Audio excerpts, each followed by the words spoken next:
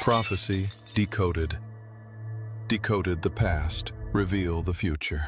They tell you it's just economics. They tell you it's about trade wars and politics. But what if I told you that the tension between America and China was written thousands of years ago? What if the greatest showdown in modern history was already foretold in the most mysterious book of the Bible? Tonight, we're going deep. We're going to uncover connections that will shake everything you thought you knew about prophecy and superpowers. Because what's happening right now between the United States and China isn't just history in the making. It's prophecy unfolding before our eyes. You see, most people read Revelation and think it's all about the end times. They think it's some distant future event that has nothing to do with today. But here's what they don't tell you. The symbols in Revelation, the beasts rising from the sea and the land, these aren't just ancient metaphors. They're blueprints. They're patterns that repeat throughout history. And right now, as tensions rise between two superpowers, we're seeing those patterns play out again. The question isn't whether prophecy is real. The question is whether you're ready to see how it's manifesting in our world today. Stay with me, because what I'm about to reveal will change how you see everything. From the ancient Silk Road to modern trade wars. From Daniel's visions to today's headlines. We're about to connect dots that most people never even knew existed. But first, let me ask you something. Have you ever wondered why these two nations, separated by an ocean, seem destined for conflict? Have you ever thought about why their relationship feels so charged with significance? It's because this isn't their first dance. This is a pattern that goes back millennia. The book of Revelation speaks of two beasts. One rising from the sea, one rising from the land. For centuries, scholars have debated what these symbols mean. Some say it's about Rome. Others say it's about future empires. But what if it's both? What if these symbols were designed to repeat throughout history, showing us how power manifests again and again? Think about it. The beast from the sea, a maritime power, naval dominance, economic control through shipping routes. Sound familiar? The United States Navy controls the world's oceans. American naval bases circle the globe. The beast from the sea isn't just ancient Rome. It's every empire that has ruled through sea power. And the beast from the land, a continental power. Land-based armies, control through territory and resources. China's Belt and Road Initiative stretches across continents. The Middle Kingdom has always been about controlling land, about expanding through territory rather than oceans. But here's where it gets interesting. These aren't just modern parallels. Archaeological evidence shows us that Rome and China were already connected in the 1st century. The Silk Road wasn't just a trade route. It was a prophetic highway. Goods flowing east and west. Cultures mixing. Powers touching across vast distances. Roman coins have been found in Chinese excavations. Chinese silk has been discovered in Roman tombs. They knew about each other. They traded with each other. And the writers of biblical prophecy were aware of both empires. They saw the pattern of sea power and land power that would repeat throughout history. Now here's what will blow your mind. When John wrote Revelation around 90 to 100 C, the Roman Empire was at its peak. But China's Han Dynasty was equally powerful. Two superpowers. One controlling the West through naval might. One controlling the East through continental dominance. The same pattern we see today between America and China. But it goes deeper than that. The numbers themselves tell a story. Revelation chapter 13, verse 18. Here is wisdom. Let him who has understanding calculate the number of the beast, for it is the number of a man. His number is 666. Now most people think this is just about the Antichrist. But what if it's a code? What if it's pointing to something bigger? In biblical numerology, 6 is the number of man, the number of incompleteness, the number that falls short of perfection. And when you triple it, you get the ultimate expression of human pride and power. The number that represents mankind trying to be God. Empires thinking they can control destiny itself. Look at the patterns. Rome thought it would last forever. So did every empire after it. China calls itself the Middle Kingdom, the center of the world. America calls itself the indispensable nation. Both superpowers today believe they represent the pinnacle of human achievement. Both embody that spirit of 666. But there's more. Archaeological discoveries along the Silk Road have revealed something amazing. Mixed artifacts, Roman glassware in Chinese tombs, Chinese jade in Roman sites. These weren't just random trade goods. They were symbols of connection. Proof that even in ancient times, East and West were tied together by forces bigger than themselves. The prophet Daniel saw this too. Chapter 7 speaks of 4 beasts rising from the sea. Scholars agree these represented Babylon, Persia, Greece, and Rome. But Daniel's vision didn't stop with Rome. It spoke of a 4th beast, different from all the others, more terrible, more powerful, with iron teeth that would devour the whole earth. What if that 4th beast isn't one empire? What if it's the pattern of superpower conflict itself? What if Daniel was seeing the recurring cycle of great powers rising and falling, each thinking they would be the last, each playing out the same prophetic drama? This is where most people miss it. They think prophecy is about predicting specific events.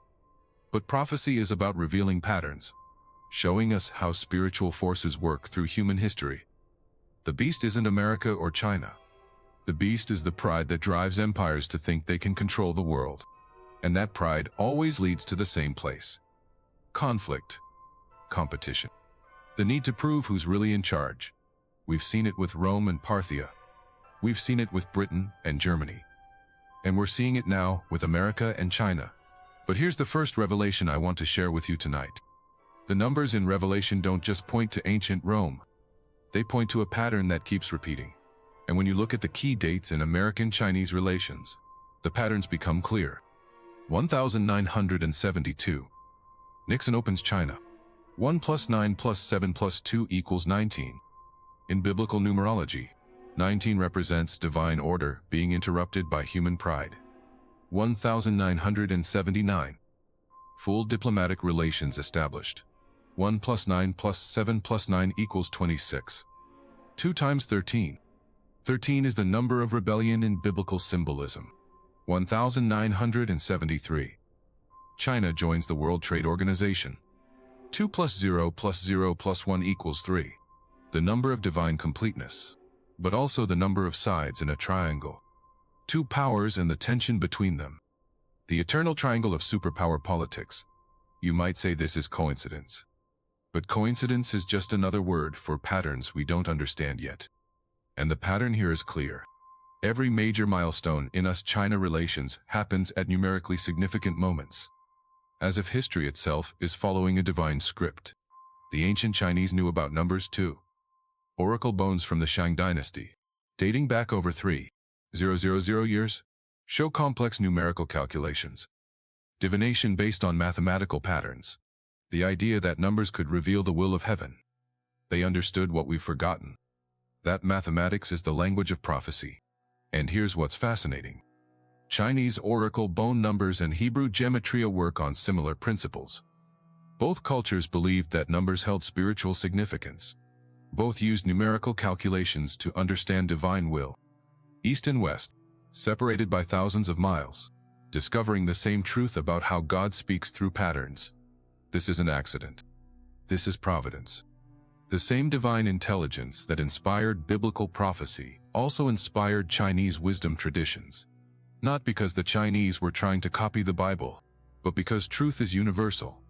The patterns that govern spiritual reality are the same everywhere. Now let me share something that most people don't know. The Silk Road wasn't just about trade. It was about ideas. Buddhist monks traveled west. Christian merchants traveled east. Philosophical and religious concepts flowed both directions. The ancient world was more connected than we imagine. And guess what traveled along with those ideas? Prophetic concepts. The idea that history has meaning. That events follow patterns. That human empires rise and fall according to spiritual laws. These weren't just Jewish or Christian ideas. They were universal human insights about how divine justice works in history. Roman historians like Tacitus wrote about the cyclical nature of empires. Chinese philosophers like Sima documented the rise and fall of dynasties according to the mandate of heaven. Different cultures, same understanding. Power corrupts. Pride leads to fall. No empire lasts forever. But here's what they all missed. The pattern isn't just about individual empires rising and falling. It's about the eternal tension between sea power and land power, between maritime empires and continental empires, between the beast from the sea and the beast from the land. Rome controlled the Mediterranean. Britain controlled the oceans. America controls the seas. Always the same pattern. Naval power, global reach, economic dominance through trade routes. The beast from the sea rises again and again throughout history. China has always been different. The Middle Kingdom. Continental power. Control through territory rather than oceans. The Han Dynasty conquered westward into Central Asia. The Tang Dynasty expanded along the Silk Road. Modern China builds the Belt and Road Initiative. Always the same approach. Land-based power, territorial expansion, control through physical presence. Two different strategies for global dominance.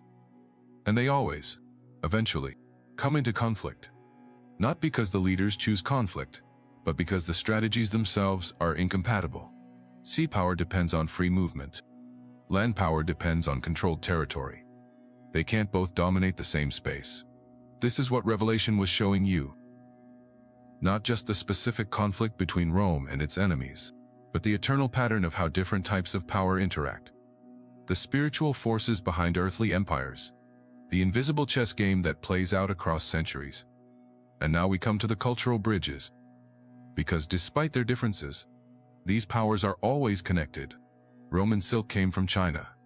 Chinese pottery has been found in Roman Britain. They were enemies, but they were also partners. Trade rivals and trading partners at the same time. Sound familiar? America and China today are economic competitors, but they're also economically interdependent. American companies manufacture in China. Chinese companies invest in America. They compete for global influence while being tied together by countless economic threads. The Apostle John saw this too. Revelation chapter 18 describes the fall of Babylon the great commercial city, and what mourns for Babylon when it falls. The merchants, the traders, the people who got rich from global commerce.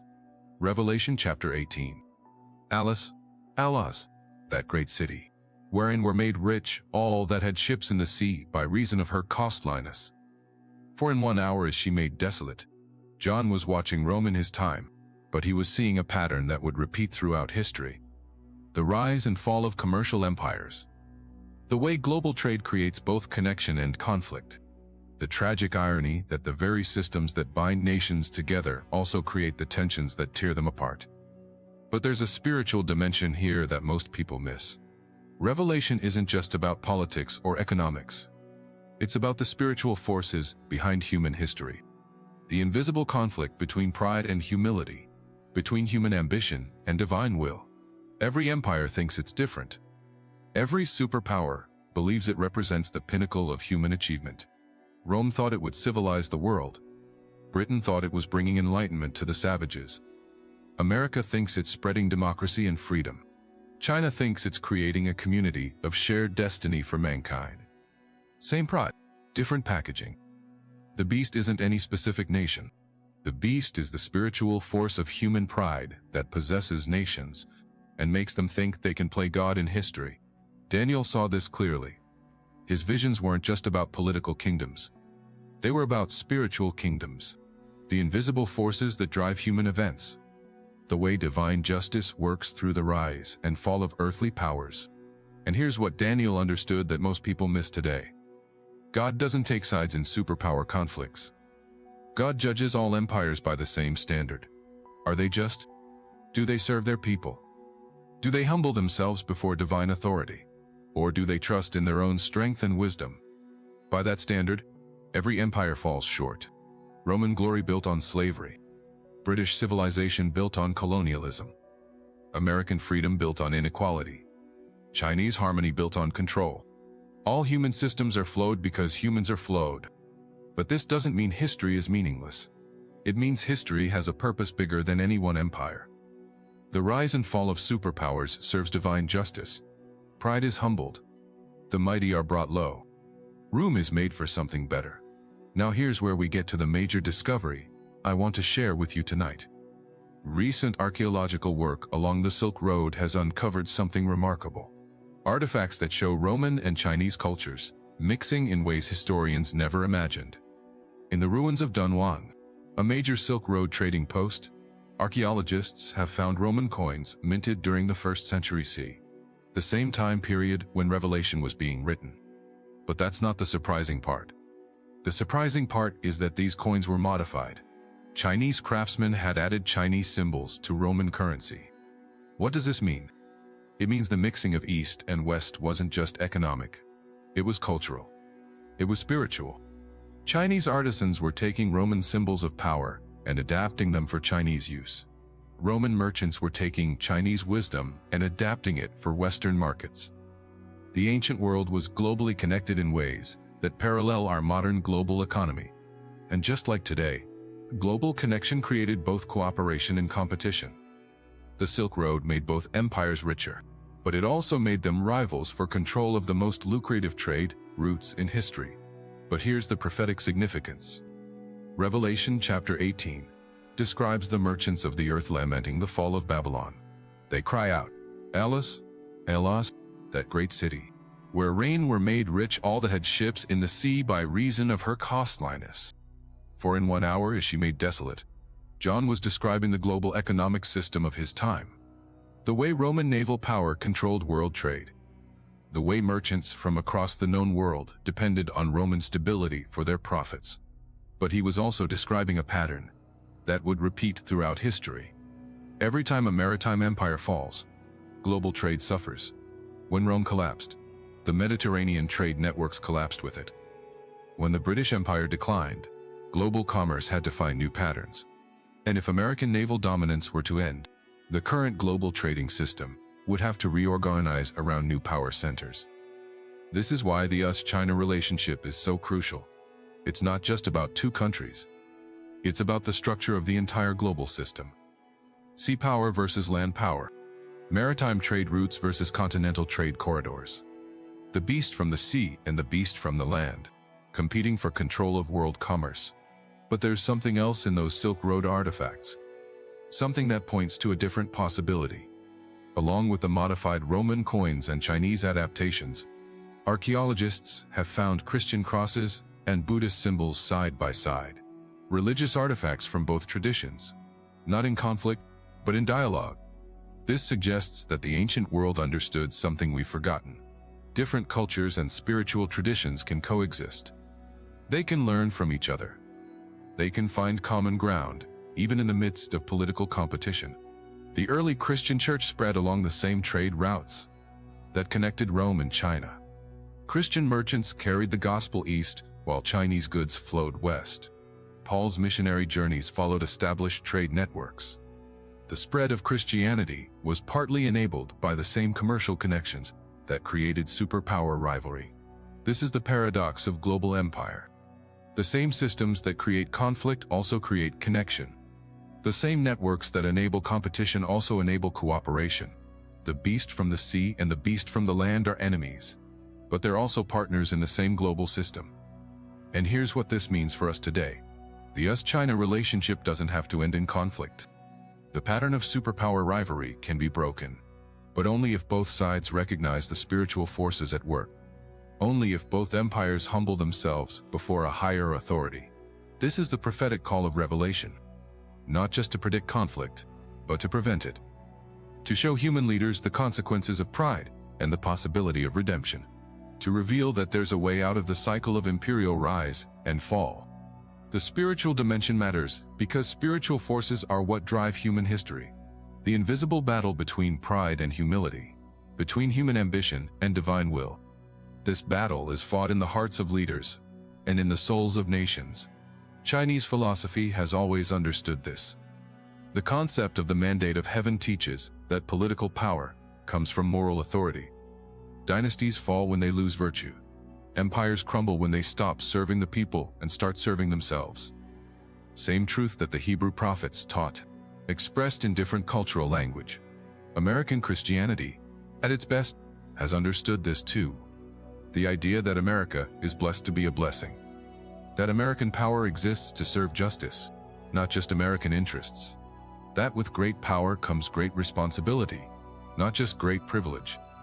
when both traditions are true to their highest values. Cooperation becomes possible when both sides recognize that they're accountable to standards higher than national interest. Conflict becomes avoidable. This is the spiritual solution to the prophetic problem, but it requires humility from both sides. America admitting that its global dominance isn't permanent. China admitting that its rise doesn't give it the right to dominate others. Both superpowers recognizing that they're servants of divine justice, not masters of human destiny. This is what Daniel saw in his vision of the fourth beast, the terrible empire that would devour the earth. But Daniel also saw something else. He saw the Ancient of Days sitting in judgment.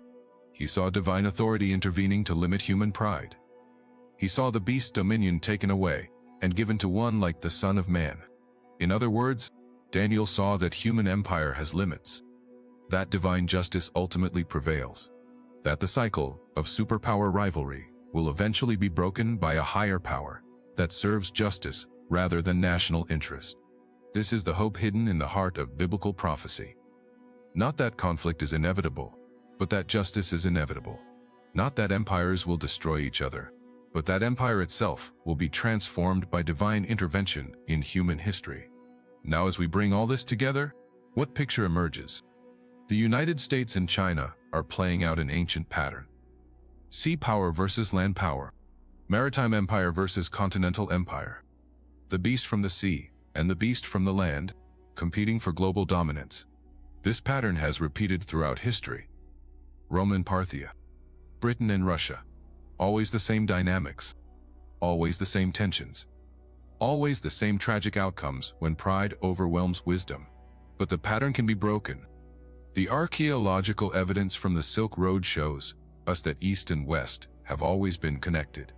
That cooperation is as natural as competition. That cultural exchange can happen alongside political rivalry. The biblical evidence shows us that divine justice is at work in human history. That empires rise and fall according to spiritual laws. That pride leads to destruction, but humility leads to blessing.